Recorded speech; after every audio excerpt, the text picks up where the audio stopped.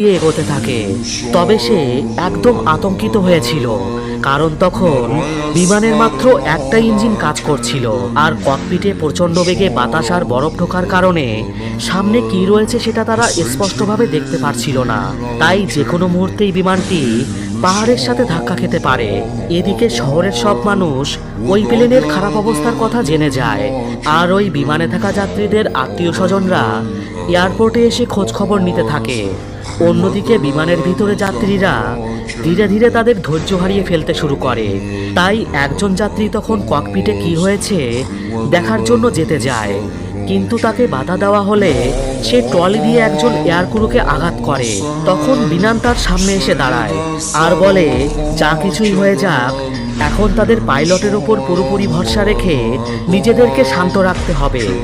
এদিকে ককপিটের ভিতরে ওয়াং লিওকে উষ্ণ করে রাখার চেষ্টা করে চলেছে, আর লিও প্রাণপণ চেষ্টা করে ঝড়ের মধ্য দিয়ে বিমানটিকে সামনের দিকে এগিয়ে নিয়ে যেতে থাকে। অন্যদিকে লিওর ওয়াইফ তাদের মেয়ের জন্মদিনের জন্য খাবার তৈরি করছিল। ঠিক তখনই সে লিওর বিপদে পড়ার খবরটা জানতে পারে, কিন্তু সে বিচলিত না হয়ে তাদের মেয়েকে সান্ত্বনা দিতে থাকে। এদিকে প্লেনের ভিতরে লিও আস্তে আস্তে বেহুশ হয়ে যেতে শুরু করে, আর সে দেখতে পায় সে তার মেয়ের জন্মদিনে কেক কাটছে। কিন্তু তখন ওয়াং লিওকে জাগিয়ে দেয়। এরপর লিও ওই কালো মেঘের মধ্য দিয়ে সঠিক রাস্তা খুঁজে বের করে বিমানটি চালিয়ে নিয়ে যেতে থাকে।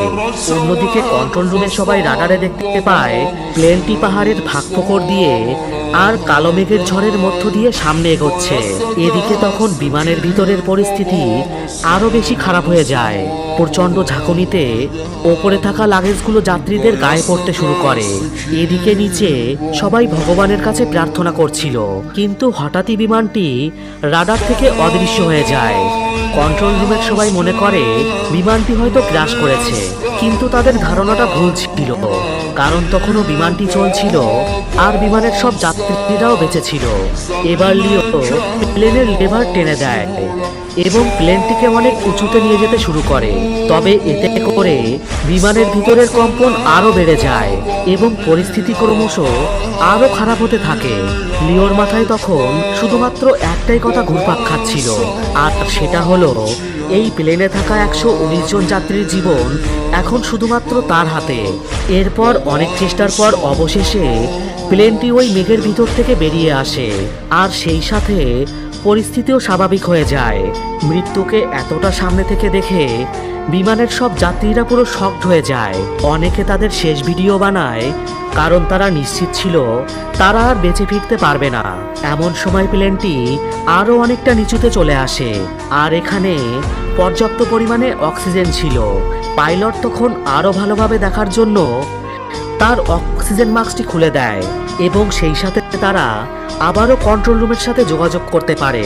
কন্ট্রোল রুম থেকে তাদেরকে বলা হয় দ্রুত এমার্জেন্সি ল্যান্ডিং করার জন্য। এদিকে বিমানের ভিতরে সবাই ক্র্যাশ ল্যান্ডিংয়ের জন্য প্রস্তুতি নিতে শুরু করে। তবে অবশেষে প্লেনটি কোনো প্রকার বাধাবিঘ্ন ছাড়াই নিরাপদভাবে মাটি স্পর্শ করে। কিন্তু বিপদ তাদের তখনও শেষ হয়নি, কারণ ওই রানওয়েটা ছিল খুব ছোট আর বিমানটি সজোরে সামনের দিকে এগিয়ে যেতে থাকে। কিন্তু একদম শেষ মুহূর্তে এসে ক্যাপ্টেন লেভারটি সজোরে টেনে দেয়। এর ফলে বিমানটি একদম শেষ প্রান্তে এসে দাঁড়িয়ে যায়। এই ভয়াবহ দৃশ্য দেখে বিমানের সবাই কেঁদে ফেলে।